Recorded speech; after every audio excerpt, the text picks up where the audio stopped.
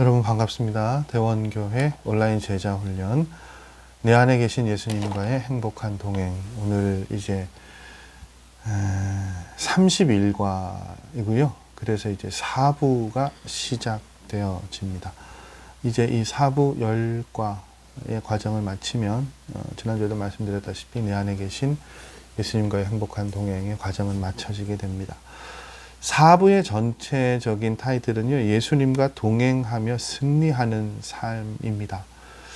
예수님과 동행하며 승리하는 삶, 굉장히 좀 포괄적으로 여겨지시잖아요. 그래서 어떤 여러 가지 방법들이 있을 텐데, 여러 가지 모양으로 예수님과 동행하며 승리하는 삶을 나타날 수 있는데, 그러면 이제 어떤 그 삶의 모습이냐, 어디에 포커스를 맞추느냐, 여기 이 4부를 시작하는 시작 말에 그 의미들 또 포커스가 맞춰져 있는 것 같아요. 그래서 제가 이건 그대로 여러분 읽어 드릴게요. 거짓 세상에서 정직하게 산다는 것은 큰 손해일 수 있습니다. 그러나 그것은 성도가 마땅히 져야 할 십자가이며 동시에 빛입니다. 미움이 판을 치는 세상에서 용서와 사랑의 삶을 사는 것이 빛의 삶입니다. 마귀와 반대 정신으로 살 때 전도자의 삶은 빛이 됩니다.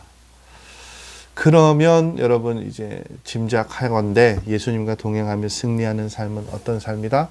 마귀와 반대 정신으로 사는 것. 세상에서 용서와 사랑의 삶을 사는 것. 그것이 예수님과 동행하며 승리하는 삶의 모습이다라고 그렇게 전제하고 있는 것 같아요. 그래서 그 전제를 두고 우리가 이제 이 4부의 과정들을 함께 나누어 보려고 합니다. 그래서 제일 이 30일과 4부의 시작이 되는 30일과는 어떻게 보면 아주 당연하게 이것이 주제인 것 같습니다. 뭡니까? 사랑. 그런데 30일과의 제목은 이것이죠. 사랑을 제일로 여기는가? 라는 질문이 담겨져 있는 것으로 이 제목이 시작되어집니다. 고린도전서 13장 13절 말씀, 그런즉 믿음, 소망, 사랑 이 세 가지는 항상 있을 것인데 그 중에 제일은 사랑이라. 여러분 2차 대전 중에요. 독일 때문에 이 독일이 공격을 해서 이 영국의 런던이라는 그 런던 시가지가 굉장히 극심한 공격을 당했을 때 이제 런던 안에 그게 있었대요. 독일군 포로 수용소요. 그 이제 독일군이 쏜 그 폭격 때문에 런던이 불바다가 되고 그 가운데 이제 독일군 포로 수용소도 많은 사상자가 생겼어요. 이제 그 상황을 놓고 그때 당시에 수상이었던 윈스턴 처칠이 이 국회에다가 그 예산 청원을 합니다. 이 독일군 포로 수용소를 좀 안전하게 옮길 수 있는, 좀 다른 지역으로 옮길 수 있는 그것을 위한 예산을 이제 청원을 한 거예요. 여러분 이게 이제 정서적으로 받아들여지기가 쉽지가 않잖아요. 그래서 이제 그때 당시에 의원들이 굉장히 반대를 했다고 해요. 그런데 이제 결국은 치열하게 토의하고 논의하고 이야기를 나누다가 자정쯤 돼서 이제 이 법이 통과가 되었대요. 그 유명한 처칠의 회고록에 처칠이 그 순간 이렇게 말했다라고 기록을 했습니다. 하나님 감사합니다. 주님을 찬양합니다. 근데 여러분 이제 훗날 돌이켜 보니까 이것이 영국이 승리하는데 참 큰 역할들을 했다고 해요. 그리고 처칠이 회고록으로 노벨 문학상을 받잖아요. 근데 그 노벨 문학상으로 선정되기에 가장 결정적인 영향을 미친 것이 바로 이 부분이었다라고 이야기를 합니다. 쉽지 않죠. 원수를 사랑하는 것 너무 어려운 일이에요. 근데 이제 분명히 그 서두에도 말씀드렸습니다만 우리는 세상 사람들과는 다른 방법으로 다른 삶의 모습을 살아야 하고 살기를 원하시는 것이 하나님의 마음이세요. 우리를 통해서 세상에 하나님의 영광, 하나님의 사랑, 그 빛과 소금의 역할을 감당하라고 말씀하시잖아요. 근데 이제 오늘날 세상 사람들이 교회를 보는 인식, 특별히 또 이제 지금은 정치적으로 조금 일부의 분들이긴 합니다만, 소수의 분들이긴 합니다만, 너무 지나치게 정치적인 부분들에 저는 하나님의 이름을 거기에 그렇게 좀 함부로 사용하지 않았으면 참 좋겠는데, 그래서 하여튼 좀 그래요. 말씀을 제가 좀 아끼겠습니다. 그러다 보니까 세상 사람들이요, 교회 다니는 사람들 별로 좋아하지 않죠. 여러 가지 부정적인 이미지들, 인상들을 갖고 있고. 근데 뭐 그런 소수의 분들이 아니라 대부분 그리스도인들이 세상 사람들에게 별로 신뢰를 주지 못해요. 그리고 세상 사람들이 그리스도인들을 볼 때 그렇게 부르는 경우가 많죠. 말만 잘한다라고. 그래서 그런 비아냥이 있다고 해요. 물에 빠져도 교회 다니는 사람들 입만 물이 더 둥둥 뜰 거라고요. 이런 평가를 받는 것은 그냥 근거 없는 일이라고 이야기할 수는 없을 것 같아요. 분명히 우리가 그리스도인들이 삶의 자리에서 잘못 살아왔던 삶의 모습들이 있었단 말이죠. 그걸 보여주는 단초이고 증거일 수 있습니다. 여러분, 우리가 아무리 구원에 대한 믿음이 있고 소망을 가지고 있다고 해도요, 세상 사람들 그거 중요합니까? 중요하지 않아요. 그래서 세상 사람들이 우리에게서 가장 보고 싶어하고 또한 반드시 보아야 하는 게 뭡니까? 사랑이에요. 바울은 고린도전서 13장의 말씀에 오늘 13절 말씀, 믿음, 소망, 사랑이 항상 있는데 그 중에 제일이 사랑이라고 이야기했죠. 이게 결국 이렇잖아요. 우리의 삶 가운데 늘 있어야 될 것이 뭐라고요? 믿음, 소망, 사랑인데 그 중에 으뜸이 뭐라는 거예요? 사랑이라는 거예요. 그리고 세상 사람들은 우리를 통해서 그 사랑을 보기를 원합니다. 여러분, 물론 교회 다니는 사람이라고 다 믿음과 소망 가지고 있는 것 아니라는 것 잘 알고 있죠. 사랑도요, 마찬가지예요. 여러분, 열심히 교회에 다니고 입만 열면 사랑을 말하는 우리이지만, 저이지만, 여러분이지만 우리에게 실제로 사랑이 없을 수 있죠. 사랑이 없는 것을 넘어 미움과 증오가 가득할 때가 있죠. 그것의 유무를 어떻게 알 수 있습니까? 사랑을 제일 되는 가치관으로 여기고 있는가, 그걸 보면 알 수 있어요. 다른 것, 사랑은 허다한 것들을 덮는다고 했잖아요. 그것들을 그렇게 할 수 있는가, 그게 중요한 거예요. 그러기 위해서 우리에게 필요한 게 뭡니까? 예수님의 마음이요. 지난 주일에 제가 빌립보서 4장에 나오는 유오디아와 순두계에 관한 이야기들을 전했잖아요. 근데 여러분, 이 사람들이 어떤 사람들입니까? 빌립보 교회 굉장히 충성스러운 성도였고 훌륭한 전도자였고 바울의 동력자였어요. 근데 이 두 여인이 문제가 뭐냐? 서로 사이가 안 좋은 거예요. 그러니까 만나는 거 싫어하죠. 미워하죠. 마음이 하나 되지 못하죠. 그러니까 교회가 어떻게 됩니까? 시험을 당하죠. 그게 참 놀랍고 아이러니한 것이요. 저는 이 두 사람의 이야기가 정말 우리 교회, 한국 교회에 도전이 되는 게 뭔가 하면, 이 두 사람이요, 믿음이 좋은 사람들일까요? 나쁜 사람들일까요? 그때 당시에 사람들의 평가는 믿음이 좋은 사람들이란 말이에요. 믿음의 본을 보이는 바울의 동력자였단 말이에요. 근데 믿음이 좋은 사람들이 이럴 수 있습니까? 이론적으로는 안 되는데 현실적으로는 어떻게 이렇게 되잖아요. 오늘날 교회도 존재한다니까요. 그럼 사단 마귀는 우리의 약점을 잘 알고 있죠. 약점을 그래서 이용하죠. 집요하게 파고들죠. 그래서 성도들 사이에 뭘 자꾸 심습니까? 미움이요, 다툼이요, 분열이요, 경쟁하는 마음, 갈등, 질투하는 마음이요. 여러분, 우리는 무슨 일을 할 때 옳고 그른 것 굉장히 중요하게 여기죠. 그래서 옳고 그름을 분명히 하는 교회가 좋은 교회라고 생각하는 이들도 있죠.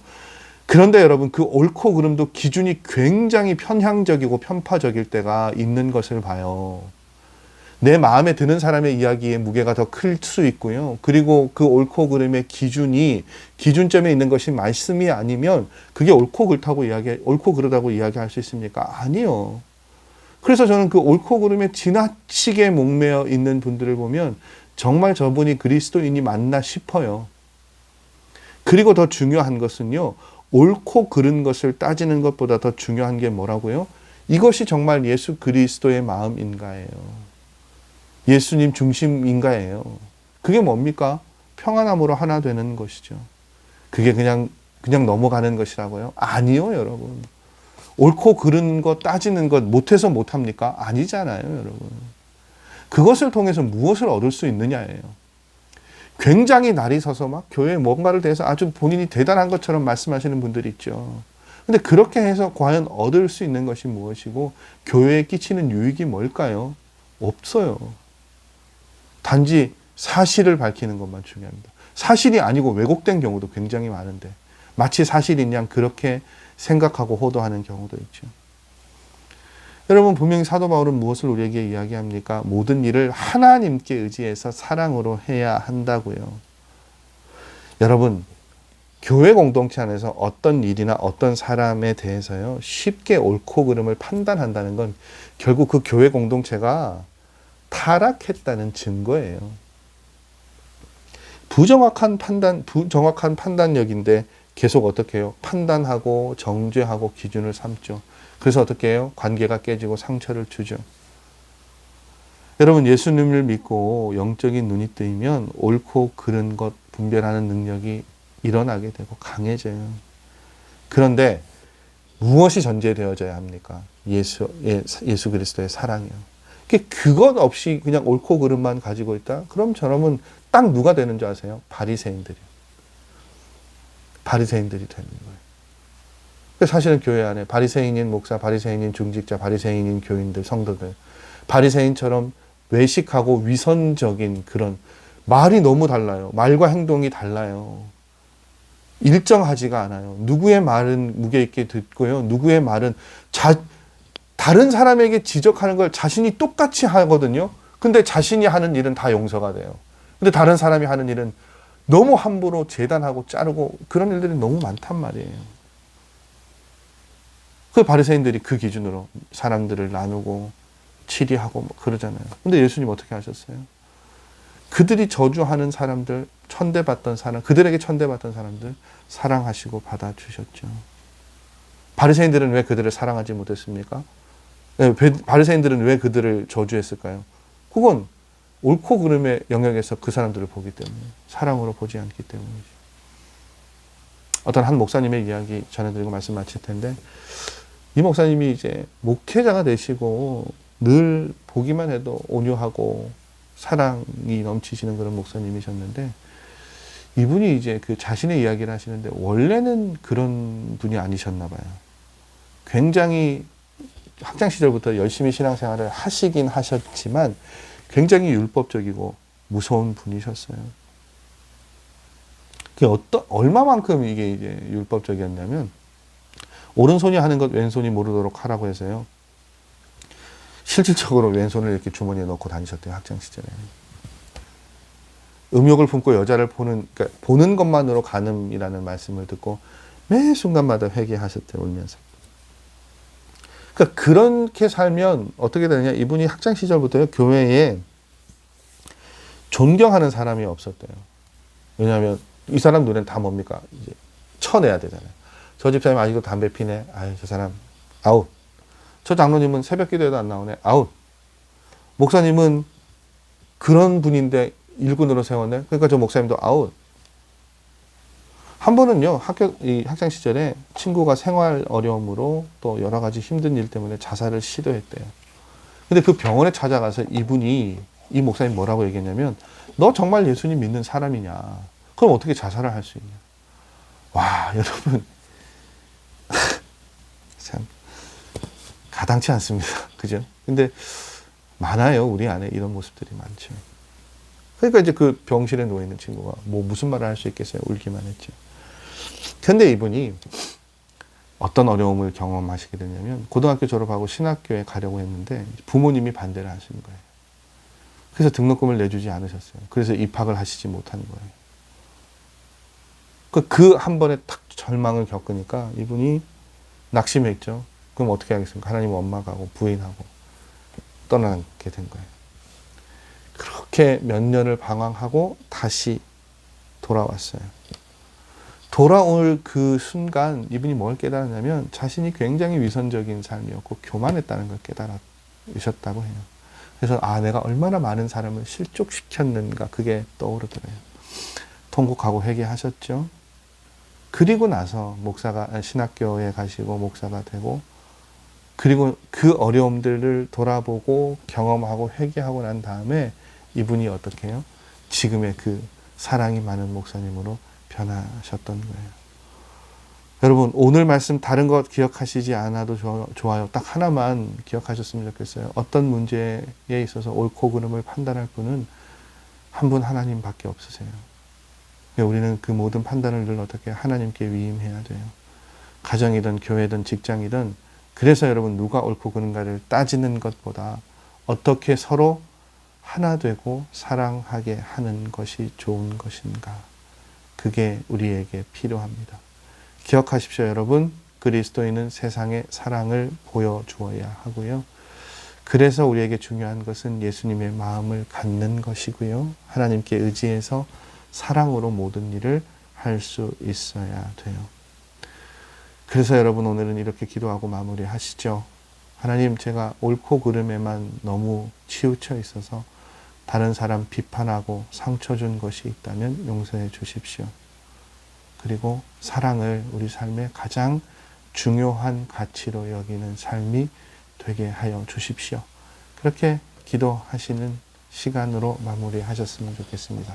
다음 주 32과는 제목이 예수님의 사랑으로 사랑하라입니다. 이 말씀으로 또 다음 시간 여러분 찾아뵙도록 하겠습니다. 한 주간도 평안하십시오. 여러분 수고하셨습니다.